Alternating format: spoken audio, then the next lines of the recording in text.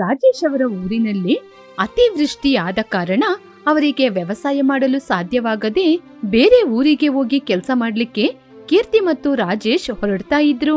ನಾನು ಶಾಂತಯ್ಯನವರ ಅಂಗಡಿಯಲ್ಲಿ ಕೆಲ್ಸಕ್ಕೆ ಹೋಗ್ಬೇಕು ಅಂತ ಇದ್ದೀನಿ. ಎಲ್ಲಾದ್ರೂ ಕೆಲ್ಸಕ್ಕೆ ಹೋಗದಿದ್ರೆ ಆಮೇಲೆ ಮನೆ ನಡ್ಸಕ್ಕೆ ತುಂಬಾ ಕಷ್ಟ ಆಗುತ್ತೆ. ನಾನು ಕೂಡ ನನ್ನ ಗೆಳತಿಯ ಚಿಕ್ಕಮ್ಮನ ಮನೆಯಲ್ಲಿ ಮನೆ ಕೆಲ್ಸಕ್ಕೆ ಬರ್ತೀನಿ ಅಂತ ಒಪ್ಪಿದ್ದೀನಿ. ಇವತ್ತಿಂದ ನಾನು ಆ ಕೆಲ್ಸಕ್ಕೆ ಹೋಗ್ತೀನಿ. ಏನು, ನೀನು ಮನೆ ಕೆಲ್ಸಕ್ಕೆ ಹೋಗ್ತೀಯಾ? ನಮ್ಮ ಮನೆಯಲ್ಲೇ ನಿನಗೆ ಬೇಕಾದಷ್ಟು ಕೆಲಸ ಇರುತ್ತೆ. ಹಾಗಿರುವಾಗ ನಮ್ಮ ಮಕ್ಕಳನ್ನ ನೋಡ್ಕೊಂಡು ನಿನಗೆ ಬೇರೆ ಮನೆಯಲ್ಲಿ ಹೋಗಿ ಕೆಲಸ ಮಾಡಕ್ಕಾಗುತ್ತಾ? ನಿನಗೆ ಈ ಕೆಲಸ ಎಲ್ಲ ಅಭ್ಯಾಸ ಇದೆಯಾ? ಹೌದಮ್ಮ ಕೀರ್ತಿ, ನಿನಗೆ ಈ ರೀತಿ ಹೊರಗಡೆ ಹೋಗಿ ಕೆಲಸ ಮಾಡಿ ಅಭ್ಯಾಸ ಇಲ್ಲ. ಅದು ಮಾತ್ರನಾ, ನಿಮ್ಮ ಮನೆಯಲ್ಲಿ ನಿನ್ನ ತುಂಬಾ ಮುದ್ದಿನಿಂದ ಸಾಕಿದ್ದಾರೆ. ಅಯ್ಯೋ ಪರವಾಗಿಲ್ವೇ, ಸೊಸೆ ಮೇಲೆ ನಿನಗೆ ಅಷ್ಟೊಂದು ಪ್ರೀತಿನಾ? ಇಷ್ಟು ದಿನ ನಮ್ ಸೊಸೆ ಮನೆಯಲ್ಲಿ ಕೆಲಸ ಮಾಡುವಾಗ ಅಯ್ಯೋ ಅಮ್ಮ ಕೀರ್ತಿ, ನೀನೊಬ್ಳೆ ಕೆಲಸ ಮಾಡ್ತಿದ್ಯಾ, ನಾನು ಕೂಡ ನಿಂಗೆ ಸಹಾಯ ಮಾಡೋದಾ ಅಂತ ಒಂದ್ ಮಾತೂನು ಕೇಳಲಿಲ್ಲ. ಇವಾಗ ಏನೋ ಸೊಸೆ ಹೊರಗಡೆ ಹೋಗಿ ಕೆಲಸ ಮಾಡ್ತೀನಿ ಅಂದಾಗ ನಿನ್ನ ಮಗನ್ ಮುಂದೆ ನಾಟಕ ಮಾಡ್ತಿದೀಯಾ? ಹೌದು ರೀ, ನಾನು ನಿಮ್ನ ಮದ್ವೆ ಆದ ದಿನದಿಂದ ಯಾವ ಕೆಲ್ಸನೂ ಮಾಡ್ಲಿಲ್ಲ. ನಾನು ಕೆಲಸ ಮಾಡದಿರುವಾಗನೇ ನಿಮ್ಮ ಮಗ ನೀವು ಎಲ್ಲರೂ ಚಂದ ತಿಂದು ಮೈನ ಹಿಂಗೆ ಬೆಳೆಸ್ಕೊಂಡಿರೋದು. ಹೌದು ತಾನೇ ನಾನು ಹೇಳದ್ ನಿಜನಾ? ಅಯ್ಯೋ ಅಪ್ಪ ನಿಲ್ಸಿ, ನಾವು ಕೆಲ್ಸ ಇಲ್ಲ ಏನ್ ಮಾಡೋದು ಅಂತ ಅದ್ರ ಬಗ್ಗೆ ಮಾತಾಡ್ಕೊಂಡು ಆಲೋಚನೆ ಮಾಡ್ತಾ ಇದ್ರೆ ಈ ಸಮಯದಲ್ಲೂ ಕೂಡ ಅದು ಇದು ಅಂತ ನೀವಿಬ್ರು ಜಗಳ ಮಾಡ್ತಾ ಇದ್ದೀರಾ ರೀ. ಅವ್ರಿಬ್ಬರನ್ನ ಏನು ಹೇಳ್ಬೇಡ್ರಿ. ಅವರಿಬ್ರು ನಮ್ಮ ಮನೇಲಿ ಎಷ್ಟೇ ಕಷ್ಟ ಇದ್ರೂ ಕೂಡ ಹೀಗೆ ಆರಾಮವಾಗಿ ಮಾತಾಡೋದ್ರಿಂದಾನೇ ನಾವೆಲ್ಲರೂ ನಮ್ಮ ಕಷ್ಟವನ್ನು ಮರೆತು ಸ್ವಲ್ಪ ಹೊತ್ತಾದ್ರೂ ನಗೋದು. ಹಾಗೆ ಅಂತ ಮಾತಾಡ್ಕೊಂಡು ಅವ್ರವ್ರ ಕೆಲಸ ನೋಡ್ಕೊಂಡು ಹೊರಟು ಹೋದ್ರು. 10 ದಿನಗಳು ಕಳೆದ ನಂತರ ರಾಜೇಶ್ ಹೋಗಿ ಹಣವನ್ನು ಕೇಳಿದ. ಆಗ ಶಾಂತಯ್ಯ, ಏನು ರಾಜೇಶ್, ಹಣವನ್ನು ಕೇಳ್ತಾ ಇದ್ದೀಯಾ? ನೀನು ನನಗೆ ಸಹಾಯ ಮಾಡ್ತೀಯಾ ಅನ್ಕೊಂಡಿದ್ರೆ ನೀನು ನನ್ ಜೊತೆ ಬಂದು ಹಣ ಕೇಳ್ತಾ ಇದ್ದೀಯಾ? ಹಣ ಎಲ್ಲ ಕೇಳಿದ್ರೆ ನನ್ನಿಂದ ಕೊಡಕ್ಕಾಗಲ್ಲ. ಏನು ಶಾಂತಯ್ಯ, ಕೆಲಸ ಮಾಡು ಮಾಡು ಅಂತ ಮಾಡಿಸ್ಕೊಂಡು ಇವಾಗ ಹಣ ಕೇಳಿದ್ರೆ ಕೊಡಕ್ಕಾಗಲ್ಲ ಅಂತ ಹೇಳ್ತಿದ್ದೀಯಾ? ಯಾರಾದ್ರೂ ಫ್ರೀಯಾಗಿ ಕೆಲಸ ಮಾಡ್ಕೊಡ್ತೀನಿ ಅಂತ ಬರ್ತಾರಾ? ನಮ್ಮ ಮನೆಯಲ್ಲಿ ತುಂಬಾ ಕಷ್ಟ ಇದೆ ಅಂತ ತಾನೇ ಹೇಳಿ ನಿನ್ ಜೊತೆ ಕೆಲಸ ಕೇಳ್ಕೊಂಡು ನಿನ್ ಜೊತೆ ಕೆಲಸ ಮಾಡ್ಲಿಕ್ಕೆ ಬಂದಿದ್ದು. ಇವಾಗ ನನ್ನ ಕೈಯಿಂದ ಎಲ್ಲ ಕೆಲಸವನ್ನು ಮಾಡಿಸ್ಕೊಂಡು ಸಂಬಳ ಕೊಡೋದಿಲ್ಲ ಅಂತ ಹೇಳ್ತಾ ಇದ್ದೀಯಾ? ನೀನು ಸರಿಯಾದ ಮನುಷ್ಯನೇ. ಪಾಪ ರಾಜೇಶಿಗೆ ಏನು ಹೇಳ್ಬೇಕು ಅಂತ ಗೊತ್ತಾಗದೆ ತಿರುಗಿ ಮನೆಗೆ ಬಂದ. ಆಗ ಮನೆಯಲ್ಲಿ ಕೀರ್ತಿ ಅವನನ್ನು ನೋಡಿ, ಏನ್ರಿ ಕೆಲಸ ಮಾಡಿ ತುಂಬಾ ಆಯಸ್ಸಾಗ್ಬಿಡ್ತಾ? ಅಥವಾ ಆ ಶಾಂತಯ್ಯ ನಿಮ್ಮ ಕೈಯಿಂದನೇ ಎಲ್ಲಾ ಕೆಲಸವನ್ನು ಮಾಡಿಸ್ತಾ ಇದ್ದಾರಾ? ಪಾಪ ಎಲ್ಲ ಕೆಲಸವನ್ನು ಮಾಡಿ ಮಾಡಿ ನಿಮಗೆ ತುಂಬಾನೇ ಆಯಾಸವಾಗಿರಬೇಕು. ನಾನು ಶಾಂತಯ್ಯನ ಅಂಗಡಿಯಲ್ಲಿ ಕೆಲಸ ಮಾಡ್ಲಿಕ್ಕೆ ಹೋದೆ ಅಲ್ವಾ, 10 ದಿನ ಆಯ್ತಲ್ಲ, ಸರಿ ಸಂಬಳ ಕೇಳೋಣ ಅಂತ ಹೋಗಿ ಹಣವನ್ನು ಕೇಳಿದೆ. ಆದ್ರೆ ಅವ್ರು ಹೇಳೋದು ನಾನ್ ನಿನ್ ಜೊತೆ ಸುಮ್ನೆ ಸಹಾಯಕ್ಕೇನೆ ಬರಕೇಳಿದ್ದು, ಹಣ ಕೊಟ್ಟು ಕೆಲ್ಸಕ್ಕೆಲ್ಲ ಇಟ್ಕೊಂಡಿದ್ದು ಅಂತ ಹೇಳ್ತಾರೆ. ಅಯ್ಯೋ ದೇವ್ರೆ, ಹೌದಾ ರೀ? ಆ ರೀತಿ ಮಾತಾಡದ್ರಾ? ಆ ಮನುಷ್ಯ ಆ ರೀತಿ ಮಾತಾಡ್ತಾನೆ ಅಂತ ಅನ್ಕೊಂಡಿರ್ಲಿಲ್ಲ. ಏನ್ರಿ ಇಷ್ಟೊಂದು ಮೋಸ ಮಾಡ್ತಾರೆ? ಹಾಗಾದ್ರೆ ಮತ್ತೆ ಕೆಲ್ಸವನ್ನು ಹುಡುಕ್ಬೇಕಾ? ಹೀಗೆ ಮಾತಾಡ್ಕೊಂಡು ಎಲ್ಲರೂ ಕೂತ್ಕೊಂಡು ಇರುವಾಗ, ರೀ ನೀವ್ ಯಾರು ಏನು ಹೇಳದಿದ್ರೆ ನಾನೊಂದು ಆಲೋಚನೆ ಹೇಳ. ನಾವು ಇಷ್ಟು ದಿನಗಳ ಕಾಲ ತುಂಬಾ ಚೆನ್ನಾಗಿ ಬಾಳಿ ಬದುಕಿದವರು. ಇವಾಗ ಇನ್ನೊಬ್ಬರ ಕೈ ಕೆಳಗೆ ಹೋಗಿ ಕೆಲಸ ಮಾಡೋದು ಅಂದ್ರೆ ನಮಗೂ ಕೂಡ ಸ್ವಲ್ಪ ನಾಚಿಕೆನೂ ಆಗುತ್ತೆ, ಬೇಜಾರು ಆಗುತ್ತೆ. ಅದರಿಂದ ನಾವು ಏನಾದ್ರೂ ಒಂದು ಆಲೋಚನೆ ಮಾಡ್ಲೇಬೇಕು. ಯಾರ ಕೈಯಲ್ಲೂ ಕೆಲಸ ಮಾಡಬಾರ್ದು. ಇದೇ ಊರಲ್ಲಿ ಕಷ್ಟಪಟ್ಟು ಬೇರೆಯವರ ಕೈಯಲ್ಲಿ ಕೆಲಸ ಮಾಡ್ಲಿಕ್ಕೆ ನಾವು ಬೇರೆ ಊರಿಗೆ ಹೋಗಿ ಅಲ್ಲಿ ಹೋಗಿ ಕಷ್ಟಪಟ್ಟು ಕೆಲಸ ಮಾಡಿದ್ರೆ ತಪ್ಪಿಲ್ಲ ರೀ. ಯಾಕೆ ಅಂದ್ರೆ ಈ ಊರಲ್ಲಿ ಚೆನ್ನಾಗಿ ಬಾಳಿ ಬದುಕಿದವರು ನಾವು. ಯಾರ ಮುಂದೆನೂ ನಮ್ಗೆ ನಾಚಿಕೆ ಆಗೋದಿಲ್ಲ. ನಾವು ಪಟ್ಟಣಕ್ಕೆ ಹೊರಟೋಗೋಣ. ಏನು, ನಾವು ಯಾರು ಏನು ಅಂತ ತಿಳಿಯದಿರುವ ಊರಿಗೆ ಹೋಗಿ ಕೆಲಸ ಮಾಡ್ಬೇಕಾ? ಏನಮ್ಮ ನೀನು ಹೀಗೆ ಮಾತಾಡ್ತಾ ಇದ್ದೀಯಾ? ನಾವ್ಯಾಕೆ ಬೇರೆ ಊರಿಗೆ ಹೋಗ್ಬೇಕು? ಇದೇ ಊರಲ್ಲಿ ಇದ್ಕೊಂಡು ನಮ್ಮ ಜನರ ಮುಂದೆ ಬದುಕಿ ಬಾಳೋಣ. ಅದನ್ನು ಬಿಟ್ಟು ಬೇರೆ ಊರಿಗೆ ಹೋಗಿ ಯಾರು ಏನು ಅಂತ ಗೊತ್ತಾಗದೆ ಅಲ್ಲಿ ಹೋಗಿ ಯಾಕೆ ಕೆಲಸ ಮಾಡ್ಬೇಕು? ಏನಾದ್ರೂ ಆದ್ರೆ ಅಯ್ಯೋ ಅತ್ತೆ, ನೀವ್ ಯಾಕತ್ತೆ ಬೇಜಾರ್ ಮಾಡ್ಕೋತೀರಾ? ನನ್ನ ಗೆಳತಿ ಕೂಡ ಇರುವುದು ಪಟ್ಟಣದಲ್ಲಿ ತಾನೆ. ನಾವು ಅಲ್ಲಿ ಅವಳ ಹತ್ರ ಹೋಗಿ ಏನಾದ್ರೂ ಮನೆ ಹುಡುಕಿ ಕೊಡು ಅಂತ ಕೇಳೋಣ. ಅವಳು ಮನೆ ಹುಡುಕಿ ಕೊಡ್ತಾಳೆ, ಏನಾದ್ರೂ ಕೆಲಸ ಮಾಡ್ಕೊಂಡು ಜೀವನ ಮಾಡ್ಬೋದು. ಸರಿ, ನೀನು ಹೇಳೋದೇನೋ ಸರಿನೇ. ಆದ್ರೆ ನಾವು ಬೇರೆ ಊರಿಗೆ ಹೋಗ್ಬೇಕಂದ್ರೆ ಕೈಯಲ್ಲಿ ಹಣ ಬೇಕಾಗುತ್ತೆ. ಅದು ಕೂಡ ಪಟ್ಟಣಕ್ಕೆ ಹೋಗಿ ಅಲ್ಲೇ ಒಂದು ಮನೆ ನೋಡಿ ನಾವು ವಾಸವಾಗಿರ್ಬೇಕು ಅಂದ್ರೆ ನಮ್ಮ ಕೈಯಲ್ಲಿ ಹಣ ಬೇಕು. ಇವಾಗ ನಮ್ಮ ಕೈಯಲ್ಲಿ 1 ನಯಾ ಪೈಸೆ ಕೂಡ ಇಲ್ಲ. ಅಲ್ಲೋಗಿ ಹೇಗೆ ಜೀವನ ಮಾಡೋದು? ನಾವು ದೇವರ ಫೋಟೋ ಹತ್ರ ಒಂದು ಉಂಡಿ ಡಬ್ಬಿನ ಇಟ್ಟಿದೀವಿ ಅಲ್ಲ, ಆ ಉಂಡಿನ ಹೊಡೆದು ಅದರಲ್ಲಿ ಎಷ್ಟು ಹಣ ಇದೆ ಅಂತ ನೋಡಿ ಆ ಹಣವನ್ನು ತೆಗೆದುಕೊಂಡು ಪಟ್ಟಣದಲ್ಲಿ ಹೋಗಿ ಜೀವನ ಮಾಡೋಣ. ಕಷ್ಟಪಟ್ಟು ದುಡಿದು ಹಣವನ್ನು ಸಂಪಾದನೆ ಮಾಡೋಣ. ಸರಿ, ಹಾಗಾದ್ರೆ ಹೊರಡೋಣ. ರಾಜೇಶ್ ಒಪ್ಪಿಕೊಂಡ ಕಾರಣ ಕೌಶಲ್ಯನಿಗೆ ತುಂಬಾನೇ ಬೇಜಾರಾಯಿತು. ಅಯ್ಯೋ, ಏನೋ ನೀನು ಸೊಸೆ ಏನೋ ಆಲೋಚನೆ ಮಾಡದೆ ಮಾತಾಡ್ತಾ ಇದ್ದಾಳೆ, ನೀನು ಕೂಡ ಒಪ್ಕೊಳ್ತಾ ಇದ್ದೀಯಾ? ಅಲ್ಲೋಗಿ ನಾವು ಕಷ್ಟಪಟ್ಟು ಕೆಲಸ ಮಾಡಕ್ಕಾಗುತ್ತಾ? ಸೊಸೆ ಹೇಳದೆ ಸರಿಯಾದ ಮಾತು. ನಾವು ಚೆನ್ನಾಗಿ ಬಾಳಿ ಬದುಕಿದವರು. ಇಲ್ಲಿ ನಮಗೆ ಗೊತ್ತಿರೋರ ಕೈಯಲ್ಲಿ ಬೇಡದ ಮಾತುಗಳನ್ನು ಹೇಳ್ಕೊಂಡು ಬೇಜಾರು ಮಾಡ್ಕೊಂಡಿರ್ಲಿಕ್ಕೆ ನಮಗೆ ತಿಳಿಯದಿರುವವರ ಬಳಿ ಹೋಗಿ ಕೆಲಸ ಮಾಡೋದು ಏನೂ ಕಡಿಮೆ ಇಲ್ಲ. ಸರಿ, ನೀವೆಲ್ಲ ಸರಿ ಅಂತ ಹೇಳಿದ್ಮೇಲೆ ನಾನ್ ಮಾತ್ರ ಬೇಡ ಅಂತ ಹೇಳಕ್ಕಾಗುತ್ತಾ? ಅಲ್ಲೋಗಿ ಕಷ್ಟಪಟ್ರೆ ಮಾತ್ರ ನಿಮಗೂ ಕೂಡ ಬುದ್ಧಿ ಬರೋದು. ಹೀಗೆ ಎಲ್ಲರೂ ಟ್ರೈನ್ನಲ್ಲಿ ಆ ಊರಿಂದ ಬೇರೆ ಊರಿಗೆ ಹೊರಟು ಹೋದ್ರು. ಆ ಟ್ರೈನ್ನಲ್ಲಿ ಬಹಳ ತಿನ್ನುವ ವಸ್ತುಗಳು ಮಾರಾಟವಾಗ್ತಾ ಇತ್ತು. ಕೌಶಲ್ಯನಿಗೆ ತೆಗೆದು ತಿನ್ಬೇಕು ಅಂತ ಆಸೆ ಆಯಿತು. ಅಯ್ಯೋ, ಟ್ರೈನಲ್ಲಿ ಎಷ್ಟು ಒಳ್ಳೆ ಒಳ್ಳೆ ಪದಾರ್ಥಗಳನ್ನ ಮಾರಾಟ ಮಾಡ್ತಾ ಇದ್ದಾರೆ, ತೆಗೆದು ತಿನ್ನೋಣ ಅಂದ್ರೆ ಇವ್ರು ನನ್ನ ಸುಮ್ನೆ ಬಿಡ್ತಾರಾ? ಇವ್ರ ಜೊತೆ ಮಾತ್ರ ಇವಾಗ ನಾನು ಏನಾದ್ರೂ ಕೇಳಿದ್ರೆ ನನ್ನ ಬೈತಾನೆ ಇರ್ತಾರೆ, ನನಗೋಸ್ಕರ ತೆಗೆದು ಕೊಡ್ತಾರಾ? ಹೀಗೆ ಆಲೋಚನೆ ಮಾಡ್ಕೊಂಡೆ ಎಲ್ಲರೂ ಪಟ್ಟಣಕ್ಕೆ ಹೋದ್ರು. ಹೀಗೆ ಕೀರ್ತಿ ಅವಳ ಗೆಳತಿಯನ್ನು ಹುಡುಕಿಕೊಂಡು ಹೋದ್ಲು. ಅವಳ ಗೆಳತಿ ಕೂಡ ಒಂದು ಮನೆಯನ್ನು ಮಾಡಿಕೊಟ್ಲು. ಆನಂತರ ಆ ಮನೆಯಲ್ಲಿ ಇದ್ದುಕೊಂಡು ಕೀರ್ತಿ ಕೆಲ್ಸಕ್ಕೆ ಅಂತ ಹೊರಗಡೆ ಬಂದ್ಲು. ಒಂದು ಅಂಗಡಿಯ ಬಳಿ ಬಂದು, ಅಯ್ಯ, ಇಲ್ಲೇನಾದ್ರೂ ಕೆಲಸ ಸಿಗುತ್ತಾ? ನಾನು ಎಲ್ಲಾ ರೀತಿಯ ಕೆಲಸವನ್ನು ಮಾಡ್ತೀನಿ. ಲೆಕ್ಕ ಬರೆಯೋದು, ಅಂಗಡಿ ನೋಡ್ಕೊಳ್ಳೋದು, ಹೀಗೆ ಎಲ್ಲ ಕೆಲಸವನ್ನು ನಾನು ಮಾಡ್ತೀನಿ. ಅಯ್ಯೋ, ಇಲ್ಲಿ ಆ ರೀತಿ ಕೆಲಸ ಏನೂ ಇಲ್ಲಮ್ಮ. ಮೊನ್ನೆ ಅಷ್ಟೇ ಇಲ್ಲಿ ಒಬ್ರು ಗುಡ್ಸಕ್ಕೆ ಒರ್ಸಕ್ಕೆ ಅಂತ ಕೆಲ್ಸಕ್ಕಿಟ್ಟೆ. ಏನಾದ್ರೂ ಕೆಲಸ ಇದ್ರೆ ಹೇಳ್ತೀನಿ. ಹೀಗೆ ಕೀರ್ತಿ ಕೆಲಸವನ್ನು ಹುಡುಕ್ತಾ ಇರುವಾಗ ಯಾರೋ ನೀರೆತ್ಲಿಕ್ಕೆ ಹೇಳಿದ್ರು. ಆನಂತರ ಅವಳಿಗೆ ಹಣವನ್ನು ಕೊಟ್ರು. ಹೀಗೆ ಸಿಕ್ಕಿದ ಹಣದಲ್ಲಿ ಮಕ್ಕಳಿಗೆ ಪನ್ನೀರ್ ಪಿಜ್ಜಾನ ತಗೊಂಬಂದ್ಲು. ಆ ವಾಸನೆ ಮಕ್ಕಳಿಗೆ ಕೂಡ ತುಂಬಾನೇ ಇಷ್ಟವಾಯಿತು. ಚೆನ್ನಾಗಿ ತಿಂದ್ರು. ಹೀಗೆ ಮಕ್ಕಳು ಅದನ್ನು ತಿಂದು ಟೇಸ್ಟ್ ಇಷ್ಟವಾಗಿ ಅಮ್ಮನ ಜೊತೆ ಕೂಡ ಪದೇ ಪದೇ ಮಾಡಿಸ್ಕೊಂಡು ತಿಂದ್ರು. ಹೀಗೆ ಅವಳಿಗೆ ಒಂದು ಉಪಾಯ ಬಂದಿತ್ತು. ಏನ್ರಿ, ನಾವು ಪನ್ನೀರ್ ಸ್ಯಾಂಡ್ವಿಚ್ ಮಾಡಿ ಮಾರಾಟ ಮಾಡಿದ್ರೆ ಹೇಗಿರುತ್ತೆ? ನನಗೆ ಇದು ಒಳ್ಳೆ ಬಿಸ್ನೆಸ್ ಆಗುತ್ತೆ ಅನ್ಸುತ್ತೆ. ನೀನು ಹೇಳುವ ಐಡಿಯಾ ಏನು ಚೆನ್ನಾಗಿದೆ, ಆದ್ರೆ ಇದನ್ನ ಮಾಡ್ಲಿಕ್ಕೆ ನಮಗೆ ಬೇಕಾದ ವಸ್ತುಗಳು ಕೂಡ ಇಲ್ಲ. ಅದು ಮಾತ್ರ ಅಲ್ಲ, ನಾವು ಈ ಮನೆಗೆ ಬಂದ್ಮೇಲೆ ಬಾಡಿಗೆ ಕಟ್ಬೇಕು ಅಂತ ಕೈಯಲ್ಲಿರುವ ಹಣವನ್ನೆಲ್ಲ ಖರ್ಚು ಮಾಡಿ ಆಯ್ತು. ಇವಾಗ ನಮ್ಗೆ ಕೈಯಲ್ಲಿ ₹1 ಹಣ ಕೂಡ ಇಲ್ಲ. ಹಾಗಿರುವಾಗ ಇದನ್ನ ಮಾಡ್ಲಿಕ್ಕೆ ಹಣ ಬೇಕಲ್ವಾ? ಇದನ್ನ ನೀನು ಮನೆಯಲ್ಲಿ ಮಾಡಿದ ರೀತಿ ನೋಡ್ಲೇ ಇಲ್ಲ ನಾನು. ಏನ್ರಿ, ನಾನು ಕೆಲ್ಸಕ್ಕೆ ಹೋಗ್ತಾ ಇದ್ದೀನಲ್ವಾ, ಅಲ್ಲಿ ಇದನ್ನೇ ಮಾಡೋದು. ಪದೇ ಪದೇ ನನ್ನ ಕೂಡ ಮಾಡಕ್ ಹೇಳ್ತಾರೆ. ಹಾಗೇನೆ ನಾನು ಕೂಡ ಕಲ್ತ್ಕೊಂಡಿದ್ದು. ಅಲ್ಲಿ ನೋಡಿನೇ ನಾನು ಕೂಡ ಇದನ್ನ ಮಾಡ್ಕೊಳಕ್ಕೆ ಕಲ್ತ್ಕೊಂಡಿರಿ. ನಮಗೆ ಮದುವೆಯಾದ ಹೊಸದ್ರಲ್ಲಿ ನೀವು ನನಗೊಂದು ಚೈನ್ ಕೊಟ್ರಲ್ವಾ, ಆ ಚೈನ್ ನ ತಂದಿದ್ದೀನಿ. ಅದನ್ನ ಅಡ ಇಟ್ಟು ಅದರಲ್ಲಿ ಬರುವ ಹಣದಲ್ಲಿ ವ್ಯಾಪಾರವನ್ನ ಆರಂಭಿಸೋಣ. ನಾನು ನಿನಗೋಸ್ಕರ ಮಾಡಿ ಕೊಡ್ಸಿದ್ದು ಅಂದ್ರೆ ಅದು ಒಂದೇ. ಇವಾಗ ನೀನೇನಂದ್ರೆ ಅದನ್ನ ಅಡ ಇಡ್ಬೇಕು ಅಂತೀಯ, ನನಗೆ ಮನ್ಸೇ ಒಪ್ಪದಿಲ್ಲ. ನಾನು ಆ ಚೈನ್ ನ ಮಾರಾಟ ಮಾಡ್ಲಿಕ್ಕೆ ಏನು ಹೇಳ್ತಾ ಇಲ್ಲ, ಅಡ ಇಡಕ್ಕೇನೆ ಹೇಳ್ತಾ ಇದ್ದೀನಿ. ಹಣ ಬಂದ ನಂತರ ಅದನ್ನ ಬಿಡಿಸ್ಕೋಬಹುದು ರೀ. ಹೌದು, ನೀನೋಗಿ ವ್ಯಾಪಾರ ಮಾಡ್ತಾ ಇದ್ರೆ ನಾನೊಬ್ಳೆ ಮನೆಯಲ್ಲಿ ಮನೆ ಕೆಲಸ ಮಾಡ್ಕೊಂಡಿರೋದಾ? ನನಗೆ ಈ ಕೆಲಸ ಮಾಡಕ್ಕೆಲ್ಲ ಗೊತ್ತಾಗಲ್ಲ. ಮಗುನೂ ಇಲ್ಲ, ಮಗುನೂ ಹುಟ್ಟಿಲ್ಲ. ಅಷ್ಟು ಬೇಗ ಮಗನ ಹೆಸರು ಸೋಮೇಶ್ವರ ಅಂತ ಹೇಳಿದ್ನಂತೆ. ಹಾಗೆ ಇದೆ ಕಣೆ, ಇನ್ನು ವ್ಯಾಪಾರವನ್ನೇ ಆರಂಭಿಸಿಲ್ಲ, ಅಷ್ಟು ಬೇಗ ನಂಗೆ ಕೆಲಸನೇ ಮಾಡಕ್ ಗೊತ್ತಿಲ್ಲ ಅಂತ ಹೇಳ್ತಿದೀಯಾ?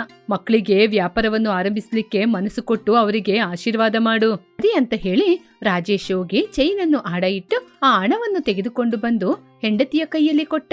ಹೀಗೆ ಬಂದ ಹಣದಲ್ಲಿ ಒಂದು ಸಣ್ಣ ತಳ್ಳುಗಾಡಿಯನ್ನು ತೆಗೆದುಕೊಂಡು ಅದರಲ್ಲಿ ವ್ಯಾಪಾರವನ್ನು ಮಾಡಲು ಆರಂಭಿಸಿದ್ರು. ಸಂಜೆ ಆಗುವಷ್ಟರಲ್ಲಿ ವ್ಯಾಪಾರವನ್ನು ಆರಂಭಿಸಿದ್ರು. ಕೀರ್ತಿ, ನಾವು ಅಂದುಕೊಂಡಿದ್ದಕ್ಕಿಂತ ಚೆನ್ನಾಗಿಯೇ ನಡೀತಾ ಇದೆ. ಹೌದು ರೀ. ಕೀರ್ತಿ ಸ್ಯಾಂಡ್ವಿಚ್ ಅನ್ನು ಮಾಡ್ತಾ ಇದ್ರೆ ಇನ್ನೊಂದು ಕಡೆ ರಾಜೇಶ್ ಬಂದ ಕಸ್ಟಮರಿಗೆ ಸ್ಯಾಂಡ್ವಿಚ್ ಅನ್ನು ಕೊಡ್ತಾ ಇದ್ದ. ಕೀರ್ತಿ ಮತ್ತು ರಾಜೇಶ್ ವ್ಯಾಪಾರವನ್ನು ಮಾಡಿಕೊಂಡು ಸಂತೋಷವಾಗಿ ಹಣವನ್ನು ಸಂಪಾದನೆ ಮಾಡ್ತಾ ಇದ್ರು. ಕುಮಾರಿ ಸುಜಾತ ಮತ್ತು ಕೃಷ್ಣನಿಗೆ ಹುಟ್ಟಿದ ಏಕೈಕ ಪುತ್ರಿ. ಒಬ್ಳೆ ಮಗಳು ಅಂತ ಕುಮಾರಿನ ಹೊರಗಡೆ ಎಲ್ಲೂ ಕಳ್ಸದೆ ಮನೆಯಲ್ಲೇ ತುಂಬಾ ಮುದ್ದಾಗಿ ಬೆಳೆಸಿದ್ರು. ಅವಳು ತುಂಬಾ ಹಳ್ಳಿಯ ಹುಡುಗಿ. ಇದರಿಂದನೇ ಅವಳು ಪಟ್ಟಣಕ್ಕೆ ಕೂಡ ಹೋಗಿ ಓದದೆ ಹೇಗೆ ಡ್ರೆಸ್ ಮಾಡ್ಬೇಕು ಅಂತ ಕೂಡ ಗೊತ್ತಾಗದೆ ತುಂಬಾ ಹಳ್ಳಿಯ ಗುಗ್ಗು ರೀತಿ ಡ್ರೆಸ್ ಮಾಡಕ್ಕೆ ಗೊತ್ತಾಗದೇ ಇದ್ಲು. ಯಾಕೆ ಅಂದ್ರೆ ಅವಳು ಮನೆ ಬಿಟ್ಟು ಎಲ್ಲಿಗೂ ಹೊರಗಡೆ ಹೋಗೋದೇ ಇಲ್ಲ. ಅದರಿಂದ ರೆಡಿಯಾಗು ಅಂದ್ರೆ ಮೇಕಪ್ ಹೇಗೆ ಮಾಡೋದು ಅಂತ ಕೂಡ ಗೊತ್ತಿಲ್ಲ. ಹೀಗಿರುವಾಗ ಒಂದು ದಿನ ಸುಜಾತ ಕುಮಾರಿ ಜೊತೆ ಹೀಗೆ ಹೇಳಿದ್ಲು. ಅಮ್ಮ ಕುಮಾರಿ, ನಿನ್ನ ವಯಸ್ಸಲ್ಲಿರುವ ಹೆಣ್ಮಕ್ಳು ಎಷ್ಟು ಚೆನ್ನಾಗಿ ಡ್ರೆಸ್ ಮಾಡ್ಕೊಂಡು ಹೇಗೆ ನಡೀತಾ ಇದ್ದಾರೆ ಅಂತ ಗೊತ್ತಾಗುತ್ತೆ ತಾನೆ. ನೀನು ಹೇಗೆ ಇದ್ರೂ ನಮಗೇನ್ ತೊಂದ್ರೆ ಇಲ್ಲ. ಆದ್ರೂ ಕೂಡ ಬೇರೆ ಹೆಣ್ಮಕ್ಳನ್ನ ನೋಡಿದ್ರೆ ಅಯ್ಯೋ ನನ್ ಮಗಳು ಕೂಡ ಇದೇ ರೀತಿ ಡ್ರೆಸ್ ಮಾಡ್ಕೊಂಡ್ರೆ ಎಷ್ಟೊಂದು ಚೆನ್ನಾಗಿರುತ್ತೆ ಅಂತ ನಮಗೂ ಕೂಡ ಆಸೆ ಬರುತ್ತೆ ಅಲ್ವಾ. ಅದರಿಂದ ನೀನು ಕೂಡ ಎಲ್ಲ ಹೆಣ್ಣು ಮಕ್ಕಳ ಹಾಗೆ ತುಂಬಾ ಚೆನ್ನಾಗಿ ರೆಡಿ ಆಗ್ಲಿಕ್ಕೆ ಕಲ್ತ್ಕೋಬೇಕು. ಯಾವಾಗ ನೋಡಿದ್ರು ಸುಮ್ನೆ ಹಾಗೆ ಜಡೆ ಹಾಕೊಳ್ಳೋದು ಕೊಂಡೆ ಹಾಕೊಳ್ಳೋದು ಅಂತ ಹಾಗೇನೆ ಕೂತಿರ್ತೀಯ. ಅಯ್ಯೋ, ನನ್ನ ರೆಡಿ ಆಗು ಅಂದ್ರೆ ನಾನು ಎಲ್ಲಿಗಮ್ಮ ರೆಡಿ ಆಗೋದು? ನಾನು ಹೀಗೇನೆ ಇರೋದು. ನಮ್ಮೂರು ಚಿಕ್ಕ ಊರಲ್ವಾ, ಅಮ್ಮಮ್ಮ ಅಂದ್ರೆ ಒಂದ್ 3-4 ಬೀದಿ ಇರುತ್ತಾ. ನಾನು ಬಟ್ಟೆ ಹಾಕೊಂಡ್ ಡ್ರೆಸ್ ಮಾಡ್ಕೊಂಡು ಎಲ್ಗೋಗ್ಬೇಕು ಇವಾಗ? ನನಗಂತೂ ಹೊರಗಡೆ ಹೋಗಕ್ಕೆ ಇಷ್ಟ ಆಗಲ್ಲ. ನಾನು ಎಲ್ಲಿಗೂ ಹೋಗಲ್ಲ. ಇಲ್ಲಿ ನೋಡು, ಹೀಗೇನೆ ಚೆನ್ನಾಗಿದೆ ಅಲ್ವಾ? ಏನೋ ಮುಖಕ್ಕೆ ಬಣ್ಣ ಬಳಸ್ಕೊಂಡು ಹಾಗೆ ಹೀಗೆ ಅಂತ ತಲೆಗೆ ಕ್ಲಿಪ್ಗಳು ಅದು ಇದು ಅಂತ ಹಾಕೊಳ್ಳಕ್ಕೆ ನನ್ಗೆ ಅವೆಲ್ಲ ಇಷ್ಟ ಆಗಲ್ಲ. ಸುಮ್ಕಿರು. ಸರಿ ಅಮ್ಮ, ನಿನ್ಗೆ ಹೇಗಿರ್ಬೇಕು ಅನ್ಸುತ್ತೋ ನೀನ್ ಹಾಗೇನೇ ಇರು. ನೀನ್ ಹೇಗಿದ್ರು ನಮ್ಗೆ ಇಷ್ಟನೇ. ಹಾಗೆ ಅಂತ ಸುಜಾತ ಹೇಳಿ ತನ್ನ ಗಂಡನಾದ ಕೃಷ್ಣನ ಬಳಿ ಹೋಗಿ ಹೀಗೆ ಹೇಳಿದ್ಲು. ರೀ, ನಮ್ಮ ಮಗಳಿಗೆ ಒಂದು ಒಳ್ಳೆ ಸಂಬಂಧ ಇದ್ರೆ ನೋಡ್ರಿ. ನಮ್ಮ ಮಗಳನ್ನ ಬೇರೆ ಊರಿಗೆ ಕೊಡ್ಲಿಕ್ಕೆ ನಂಗೆ ಇಷ್ಟ ಇಲ್ಲ.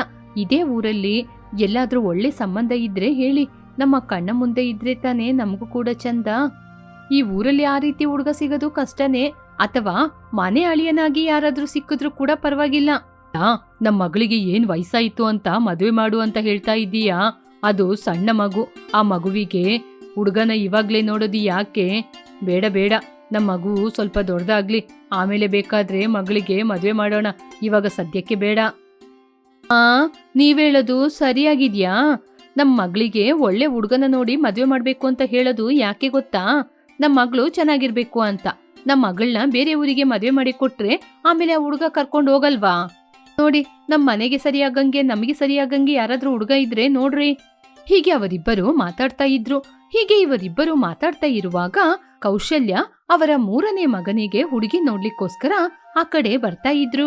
ತನ್ನ ಇಬ್ಬರು ಗಂಡು ಮಕ್ಕಳಿಗೆ ಮದುವೆಯನ್ನು ಮಾಡಿದ್ರು. ಕೌಶಲ್ಯ ಅತ್ತೆಯಾದ್ರೂ ಕೂಡ ತುಂಬಾ ಮಾಡ್ರನ್ ಆಗಿ ಡ್ರೆಸ್ ಅನ್ನು ಮಾಡ್ತಾ ಇದ್ರು. ತನ್ನ ಇಬ್ಬರು ಗಂಡು ಮಕ್ಕಳಿಗೂ ಚೆನ್ನಾಗಿರುವ ಹೆಣ್ಮಕ್ಳ ಜೊತೆ ಮದ್ವೆ ಮಾಡಿಸಿದ್ರು. ಅವರು ನೋಡ್ಲಿಕ್ಕೆ ತುಂಬಾ ಮಾಡ್ರನ್. ಅವರೆಲ್ಲ ಎಷ್ಟೇ ಮಾಡ್ರನ್ ಆಗಿ ಡ್ರೆಸ್ ಮಾಡಿದ್ರು ಕೂಡ ಅನ್ಯೋನ್ಯವಾಗಿ ಒಂದೇ ಮನೆಯಲ್ಲಿದ್ರು. ಕೌಶಲ್ಯನವರಿಗೆ ಎಲ್ಲರ ಜೊತೆಗೂಡಿ ಇರುವುದು ಅಂದ್ರೆ ತುಂಬಾ ಇಷ್ಟ. ತನ್ನ ಸಣ್ಣ ಮಗನಿಗೆ ಒಂದು ಒಳ್ಳೆ ಕಡೆ ಹುಡುಗಿ ನೋಡಿ ಅವರ ಮನೆಗೆ ಮಾತನಾಡ್ಲಿಕ್ಕೆ ಅಂತ ಹೊರಟಿದ್ರು. ನಮ್ಮ ನನ್ ಮಗನ ಫೋಟೋ ನಿನಗೆ ಕಳ್ಸ್ಕೊಟ್ಟಿದ್ದೆ. ನನ್ ಮಗ ನಿನ್ಗೆ ಇಷ್ಟ ಆದ್ನಾ? ಮದ್ವೆಗೆ ಒಪ್ಪಿಗೆನಾ? ನನ್ ಫೋಟೋ ಕೂಡ ನೋಡ್ದೆ. ಹುಡುಗ ಚೆನ್ನಾಗಿದ್ದಾನೆ, ನಂಗೂ ಇಷ್ಟ ಆಯ್ತು. ಆದ್ರೆ ನಂದು ಕೆಲವೊಂದು ಕಂಡೀಷನ್ಗಳಿದೆ. ನನಗೆ ಒಂದೇ ಕುಟುಂಬದಲ್ಲಿ ಒಗ್ಗಟ್ಟಿನಿಂದ ಇರ್ಲಿಕ್ಕೆ ಇಷ್ಟ ಇಲ್ಲ. ಮದ್ವೆ ಆದ ಸ್ವಲ್ಪ ದಿನದಲ್ಲೇ ಬೇರೆ ಮನೆ ಮಾಡ್ಕೊಂಡು ನನ್ ಗಂಡನ ಕರ್ಕೊಂಡು ಹೋಗ್ಬಿಡ್ತೀನಿ. ಆಮೇಲೆ ನಾನು ಜಾಬ್ ಮಾಡುವಂತಹ ಹುಡುಗಿ, ಅದ್ರಿಂದ ನಾನು ಪ್ರತಿದಿನ ಕೆಲ್ಸಕ್ಕೆ ಹೋಗ್ತೀನಿ. ಆ ಸಂಬಳನ ಯಾವುದೇ ಕಾರಣಕ್ಕೂ ನಿಮ್ ಮಗನಿಗಾಗ್ಲಿ ನಿಮಗಾಗ್ಲಿ ಕೊಡಕ್ಕಾಗಲ್ಲ. ನನ್ ಪರ್ಸನಲ್ ಖರ್ಚಿಗಂತ ನಾನು ಉಪಯೋಗ ಮಾಡ್ಕೋತೀನಿ. ಕೌಶಲ್ಯ ತಕ್ಷಣ ಈ ಮದುವೆ ನಡೆಯೋದಿಲ್ಲ ಹಾಗೆ ಅಂತ ಹೇಳಿ ಅಲ್ಲಿಂದ ಹೊರಟು ಹೋದ್ರು. ಕೌಶಲ್ಯ ಮನೆಗೆ ಬಂದು ತುಂಬಾ ಚಿಂತೆ ಮಾಡ್ಕೊಂಡು ಆಲೋಚನೆ ಮಾಡ್ತಾ ಇದ್ರು. ಕೌಶಲ್ಯನ ನೋಡಿ ಬೇಜಾರ್ ಮಾಡ್ಕೊಂಡು ರಘುರಾಮ್ ಬಂದು ಪಕ್ಕದಲ್ಲಿ ಕೂತ್ಕೊಂಡ್ರು. ಏನಾಯ್ತು ಕೌಶಲ್ಯ, ಯಾಕೋ ಒಂಥರ ಇದೀಯಾ? ಹುಡುಗಿ ನಿನ್ಗೆ ಇಷ್ಟ ಆದ್ಲಾ? ಹುಡುಗಿಗೆ ನಮ್ ಮಗ ಒಪ್ಪಿಗೆನಾ? ಏನ್ರಿ, ಈ ಕಾಲದಲ್ಲಿ ಹೋಗಿ ಹೆಣ್ಮಕ್ಳು ಈ ರೀತಿ ಇದ್ದಾರೆ.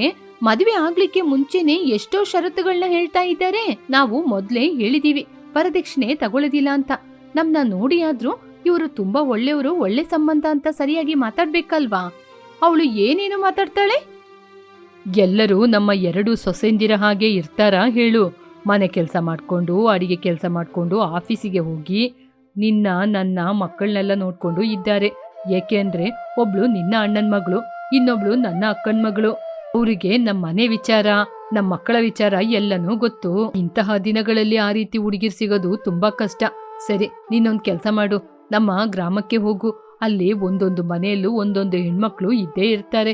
ಅಲ್ಲಿ ಹೋಗಿ ಒಳ್ಳೆ ಹುಡುಗಿನ ನೋಡಿ ಹುಡ್ಕೊಂಬಾ. ಅಂದ್ರೆ ನಮ್ಮ ಸಂಬಂಧಿಕರು ಯಾರ ಬಳಿ ಆದ್ರೂ ಹೇಳು. ಒಳ್ಳೆ ಹುಡುಗಿರಿದ್ರೆ ಖಂಡಿತ ಹೇಳ್ತಾರೆ. ನಮ್ಮ ಮನೆಯ ಸಂಪ್ರದಾಯ ಬಗ್ಗೆ ಕೂಡ ಹೇಳು. ಹಳ್ಳಿಯಲ್ಲಿ ಹುಡುಗಿ ನೋಡಿದ್ರೆ ತುಂಬಾನೇ ಒಳ್ಳೇದು. ನೀವು ಹೇಳೋದೇನೋ ಸರಿನೇ ರೀ. ಆದ್ರೆ ಗ್ರಾಮದಿಂದ ಒಂದು ಹುಡುಗಿನ ನೋಡಿ ನಮ್ ಸಣ್ಣ ಮಗನಿಗೆ ಮದ್ವೆ ಮಾಡಿದ್ರೆ ಆ ಹುಡುಗಿಗೆ ಈ ಸಿಟಿ ಲೈಫ್ ಗೊತ್ತಾಗುತ್ತೋ ಇಲ್ವೋ?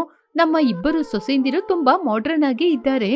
ಆಮೇಲೆ ಸಣ್ಣ ಮಗ ಏನು ನನ್ಗೆ ಹಳ್ಳಿಯಿಂದ ನೋಡಿದರೆ, ಇವಳೇನು ಹಳ್ಳಿ ಗುಗ್ಗು ರೀತಿ ಇದ್ದಾಳೆ ಅನ್ಕೊಂಡ್ರೆ? ಪಟ್ಟಣದ ಹುಡುಗಿಯನ್ನು ಹಳ್ಳಿಯ ಹುಡುಗಿಯನ್ನಾಗಿ ಬದಲಾಯಿಸದೆ ಕಷ್ಟ. ಆದ್ರೆ ಹಳ್ಳಿಯ ಹುಡುಗಿಯನ್ನು ಪಟ್ಟಣದ ಹುಡುಗಿಯನ್ನಾಗಿ ಬದಲಾಯಿಸೋದು ಕಷ್ಟ ಇಲ್ಲ. 2 ದಿನ ನಮ್ ಜೊತೆ ಇದ್ರೆ ಎಲ್ಲನೂ ಅಭ್ಯಾಸ ಆಗುತ್ತೆ. ಇನ್ನು ರಾಮು ವಿಚಾರ ಹೇಳ್ತೀಯಾ? ಅವನಿಗೆ ಹಳ್ಳಿ ಹುಡುಗಿ ಆದ್ರೂ ಪರವಾಗಿಲ್ಲ, ಒಳ್ಳೆ ಗುಣ ಇರುವಂತಹ ಹುಡುಗಿ ಬೇಕು. ಅವನು ಇಷ್ಟು ದಿನ ಒಳ್ಳೆ ಹುಡುಗಿಯನ್ನೇ ಹುಡುಕ್ತಾ ಇದ್ದಾನೆ. ಹೀಗೆ ಕೌಶಲ್ಯ ಅದರ ಬಗ್ಗೆ ಆಲೋಚನೆ ಮಾಡಿ ತನ್ನ ಮಗನಿಗೆ ಹುಡುಗಿಯನ್ನು ನೋಡ್ಲಿಕ್ಕೋಸ್ಕರ ಹಳ್ಳಿಗೆ ಹೋದ್ರು. ಅಲ್ಲಿ ಕೃಷ್ಣ ಸಿಕ್ಕಿದ್ರು. ಏನು ಕೃಷ್ಣ, ಚೆನ್ನಾಗಿದ್ದೀರಾ? ನಿಮ್ ವ್ಯಾಪಾರ ಎಲ್ಲ ಹೇಗ್ ನಡೀತಾ ಇದೆ?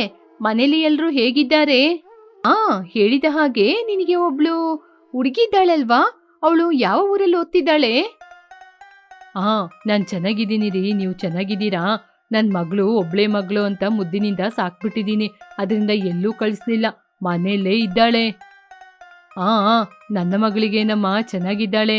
ಅವಳು ಹಳ್ಳಿಯಲ್ಲೇ ಇದ್ದವಳಲ್ವಾ, ಹೊರಗಡೆ ಎಲ್ಲೂ ಹೋಗಿಲ್ಲ. ಅವಳಿಗೆ ನಾವು ಹುಡುಗನ್ ನೋಡಿ ಮದುವೆ ಮಾಡ್ಬೇಕು ಅಂತ ಇದ್ದೀವಿ. ನಿಮಗೆ ಏನು ಅಭ್ಯಂತರ ಇಲ್ಲ ಅಂದ್ರೆ ನಿಮ್ಮ ಮಗಳಿಗೆ ನನ್ನ ಮಗನಿಗೂ ಇಷ್ಟ ಆದ್ರೆ ಅವರಿಗೆ ಮದ್ವೆ ಮಾಡೋಣ. ನಿಮ್ಗೆ ಗೊತ್ತಲ್ವಾ, ನಾನು ಸಿಟಿಯಲ್ಲೇ ಇರೋದು. ನನ್ ಮಗನಿಗೆ ಒಂದು ಒಳ್ಳೆ ಕೆಲ್ಸ ಕೂಡ ಇದೆ. ನಾವೆಲ್ಲರೂ ಸಂತೋಷವಾಗಿ ಒಂದೇ ಕುಟುಂಬವಾಗಿ ಇದ್ದೀವಿ. ನನ್ ಮಗಳು ಮದ್ವೆ ಆದ್ಮೇಲೆ ಈ ಊರ್ ಬಿಟ್ಟು ನಮ್ನ ಬಿಟ್ಟು ಹೋಗ್ಬಿಡ್ತಾಳ. ಅಯ್ಯಯ್ಯೋ, ಆಲೋಚನೆ ಮಾಡ್ಬೇಕಾದ್ರೆ ತುಂಬಾ ದುಃಖ ಆಗ್ತಾ ಇದೆ. ನಾನು ಮನೆಗೆ ಹೋಗಿ ನನ್ನ ಹೆಂಡತಿ ಜೊತೆ ಮಾತಾಡಿ ಹೇಳ್ತೀನಿ. ಕೃಷ್ಣ ಮನೆಗೆ ಹೋದ. ಸುಜಾತನಿಗೆ ವಿಷಯವನ್ನು ಹೇಳಿದ. ಸುಜಾತ ಮೊದಲಿಗೆ ಒಪ್ಪಿಕೊಳ್ಳಲಿಲ್ಲ. ಆನಂತರ ಸುಜಾತನಿಯ ಮನೆ ವಿಚಾರ, ಅವರ ಸಂಸ್ಕೃತಿ ಎಲ್ಲ ನೋಡಿ ಸರಿ ಅಂತ ಒಪ್ಕೊಂಡ್ರು. ಸುಜಾತನಿಗೆ ಹೇಳಿದ ತಕ್ಷಣ ಹತ್ತಿರದ ಸಂಬಂಧ ಇಲ್ಲದಿದ್ರು ದೂರದ ಸಂಬಂಧ ಆದ್ರೂ ಪರವಾಗಿಲ್ಲ ಅಂತ ಒಪ್ಕೊಂಡ್ಲು. ಕುಮಾರಿನ ರಾಮುವಿನ ಜೊತೆ ಮದುವೆಯನ್ನು ಮಾಡಿಸಿದ್ರು. ಮದುವೆಯಾದ ನಂತರ ಕುಮಾರಿ ತನ್ನ ಅತ್ತೆ ಮನೆಗೆ ಕಾಲಡಿಯನ್ನು ತೆಗೆದಿಟ್ಲು. ಮದುವೆಯಲ್ಲಿ ಎಲ್ಲರೂ ಸಾಂಪ್ರದಾಯಿಕವಾಗಿ ಬಟ್ಟೆಯನ್ನು ಹಾಕಿದ್ರು. ಅನಂತರ ಎಲ್ಲರೂ ಮಾಡರ್ನ್ ಡ್ರೆಸ್ ಅನ್ನೇ ಮನೆಯಲ್ಲಿ ಕೂಡ ಹಾಕೊಳ್ತಾ ಇದ್ರು. ಹೀಗೆ ಯಾವಾಗಲೂ ಮಾಡರ್ನ್ ಡ್ರೆಸ್ ಅನ್ನು ಹಾಕಿಕೊಂಡು ಎಕ್ಸರ್ಸೈಸ್ ಮಾಡ್ತಾ ಇದ್ರು. ಇದನ್ನು ನೋಡಿ ಕುಮಾರಿ ಆಶ್ಚರ್ಯಪಟ್ಲು. ಅಯ್ಯೋ, ಏನಿವ್ರು ಈ ರೀತಿ ಬಟ್ಟೆ ಹಾಕೋತಾ ಇದ್ದಾರೆ? ಏನೋ ಕುಸ್ತಿಗೆ ಹೋಗಂಗೆ ಅರ್ಧಂಬರ್ಧ ಬಟ್ಟೆ ಹಾಕೊಂಡು ಏನೋ ಎಕ್ಸರ್ಸೈಸ್ ಎಲ್ಲ ಮಾಡ್ತಾ ಇದ್ದಾರೆ. ಮದುವೆಯಲ್ಲಿ ಎಲ್ರೂ ಚೆನ್ನಾಗಿ ತಾನೆ ಬಟ್ಟೆ ಹಾಕೊಂಡಿದ್ರು, ಇವಾಗ ಏನೋ ಇಲ್ಲದವರ ಹಾಗೆ ಅರ್ಧಂಬರ್ಧ ಬಟ್ಟೆ ಹಾಕೊಂಡಿದ್ದಾರೆ. ಇವ್ರನ್ನ ನೋಡಿದ್ರೇನೆ ನಂಗೆ ಯಾಕೋ ತುಂಬಾನೇ ಭಯ ಆಗ್ತಿದೆ. ಏನಮ್ಮ, ಅವ್ರೆಲ್ಲರನ್ನ ನೀನು ತುಂಬಾ ಆಶ್ಚರ್ಯದಿಂದ ನೋಡ್ತಾ ಇದ್ದೀಯಾ? ನಾವು ಹಳ್ಳಿಯಲ್ಲಂದ್ರೆ ಬೆಳಿಗ್ಗೆ ಬೇಗನೆ ಎದ್ದು ಹೊಲದ ಕೆಲ್ಸಕ್ಕೆ ಹೋಗ್ತೀವಿ, ಎಲ್ಲರ ಆರೋಗ್ಯ ಚೆನ್ನಾಗಿರುತ್ತೆ. ಆದ್ರೆ ಈ ಸಿಟಿಯಲ್ಲಿ ಎಲ್ಲರೂ ಕಂಪ್ಯೂಟರ್ ಮುಂದೆ ಕೂತ್ಕೊಂಡು ಕೆಲಸ ಮಾಡ್ತಾರೆ, ಇವರಿಗೆ ಶರೀರಕ್ಕೆ ಹೇಗೆ ಶಕ್ತಿ ಬರುತ್ತೆ? ಅದಕ್ಕೇನೆ ಬೆಳಿಗ್ಗೆ ಬೇಗನೆ ಎದ್ದು ಎಲ್ಲರೂ ಎಕ್ಸರ್ಸೈಸ್ ಮಾಡೋದು. ಹೀಗೆ ಮಾಡೋದ್ರಿಂದ ಆರೋಗ್ಯ ಕೂಡ ಚೆನ್ನಾಗಿರುತ್ತೆ. ಹಾಗೆ ಮಾಡಿದ್ರೆ ತುಂಬಾ ಒಳ್ಳೇದಲ್ವಾ? ಕುಮಾರಿ ತಕ್ಷಣ ಅಡುಗೆ ಮನೆಗೆ ಹೋಗಿ ಚಿಕ್ಕ ಚಿಕ್ಕ ಕೆಲಸವನ್ನು ಮಾಡಲಾರಂಭಿಸಿದ್ಲು. ಅಷ್ಟರಲ್ಲಿ ಕೌಶಲ್ಯ ಅಲ್ಲಿಗೆ ಬಂದ್ಲು. ಏನಮ್ಮ, ನೀನು ಕಿಚನಿಗೆ ಬಂದು ಕೆಲಸ ಮಾಡ್ತಾ ಇದ್ದೀಯಾ? ಮನೆ ಕೆಲಸ, ಅಡುಗೆ ಕೆಲಸ ಎಲ್ಲ ಮಾಡ್ಲಿಕ್ಕೆ ಕೆಲಸದವರಿದ್ದಾರೆ. ಅವ್ರವ್ರ ಸಮಯಕ್ಕೆ ಬಂದು ಸೇರ್ಕೊಂಡು ಅಡಿಗೆ ಎಲ್ಲ ಮಾಡ್ತಾರೆ. ನೀನ್ ಯಾಕೆ ಸುಮ್ನೆ ಇಲ್ಲಿ ಬಂದು ನಿಂತಿದೀಯಾ? ಓ ಅತ್ತೆ, ಅವ್ರು ಮಾಡೋ ಅಡಿಗೆನ ನಾನು ತಿಂದು ನೋಡ್ದೆ. ನಂಗೆ ಸ್ವಲ್ಪ ಕೂಡ ಬಾಯಿಗೆ ರುಚಿನೇ ಇಷ್ಟ ಆಗಿಲ್ಲ. ಅದಕ್ಕೇನೆ ನಾನೇ ಅಡಿಗೆ ಮಾಡೋಣ ಅಂತ ಬಂದೆ. ಈ ಒಂದೊತ್ತಿಗೆ ನಾನೇ ಅಡಿಗೆ ಮಾಡ್ತೀನಿ. ಎಲ್ಲರೂ ಒಟ್ಟಿಗೆ ಕೂತು ಊಟ ಮಾಡೋಣ. ಆಮೇಲೆ ಎಲ್ರೂ ಡ್ಯೂಟಿಗೆ ಹೊರಟೋಗ್ತಾರಲ್ವಾ? ಹೀಗೆ ಕೌಶಲ್ಯ ಒಪ್ಪಿಕೊಂಡ ಕಾರಣ ಕುಮಾರಿ ಎಲ್ಲರಿಗೂ ಒಳ್ಳೆ ಟಿಫಿನ್ ಅನ್ನು ಮಾಡಿಕೊಟ್ಲು. ಮನೆಯಲ್ಲಿ ಇರುವವರೆಲ್ಲ ಕುಮಾರಿ ಮಾಡಿದ ಅಡಿಗೆಯನ್ನು ತಿಂದು ತುಂಬಾ ದಿನಗಳ ನಂತರ ಈ ರೀತಿ ಒಂದು ಒಳ್ಳೆ ಟಿಫಿನ್ ನ ತಿಂತಾ ಇದ್ದೀವಿ ಅಂತ ಕುಮಾರಿನ ಹೊಗಳಿದ್ರು. ಅದರಿಂದ ಕುಮಾರಿ ಕೂಡ ತುಂಬಾ ಸಂತೋಷ ಪಟ್ಲು. ನಾನು ಒಂದೊತ್ತು ಅಡಿಗೆ ಮಾಡಿದಿಕ್ಕೆ ಇವರೆಲ್ಲ ಸೇರ್ಕೊಂಡು ನನ್ನ ಹೊಗಳ್ತಾ ಇದ್ದಾರೆ. ಎಲ್ಲರೂ ಎಷ್ಟೇ ಕೆಲಸ ಇದ್ರು ಎಷ್ಟೊಂದು ಅನ್ಯೋನ್ಯವಾಗಿ ಇಷ್ಟು ದೊಡ್ಡ ಕುಟುಂಬದಲ್ಲಿ ಮದ್ವೆಯಾಗಿ ಇಷ್ಟು ವರ್ಷ ಆದ್ರೂ ಎಷ್ಟು ಒಗ್ಗಟ್ಟಿನಿಂದಿದ್ದಾರೆ. ಈ ರೀತಿ ಒಂದು ಕುಟುಂಬ ನನಗೆ ಸಿಕ್ಕಿದ್ದು ನಾನು ಯಾವ ಕಾಲದಲ್ಲಿ ಮಾಡಿರುವ ಪುಣ್ಯನೋ ಏನೋ. ಇವರು ಇಷ್ಟು ಚೆನ್ನಾಗಿ ಎಲ್ಲರೂ ಎದ್ದು ಕೆಲ್ಸಕ್ಕೆ ಹೋದ್ರೂ ಕೂಡ ಪ್ರತಿದಿನ ಇವರಿಗೆ ಒಳ್ಳೆ ಊಟ ಸಿಗ್ತಾ ಇದೆಯಾ?